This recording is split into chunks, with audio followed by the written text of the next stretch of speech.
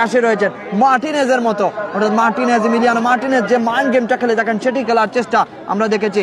নানি কিক নেবেন, সেই বারম্যান হিসেবে রয়েছেন ওয়াহিদ। দেখা যাক কি হয়। নানি বাসি হয়েছে, রেফারি বাসি।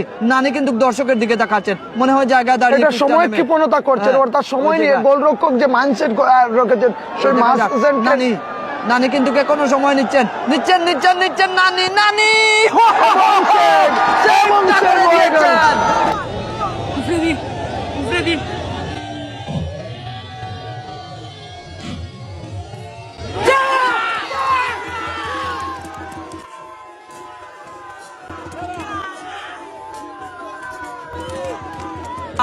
ওসমান শেষ শুটটা নেবেন, সেই শুটটা যদি মিস হয়ে যায় নুমান ভাই, তাহলে কিন্তু কিংরাজ তারা এই টুর্নামেন্টের চ্যাম্পিয়ন হয়ে যাবে। শেষ মিনিট পর্যন্ত, শেষ শুট পর্যন্ত আমরা বলছিলাম খেলার ফলাফল যাবে। এই মুহূর্তে খেলার ফলাফল 3-1। যাচ্ছেন শুটারম্যান, চতুর্থ শটটা তিনি নেবেন। এই ওসমানের সাথে তর্কে জড়াচ্ছেন প্রতিপক্ষের খেলোয়াড়রা।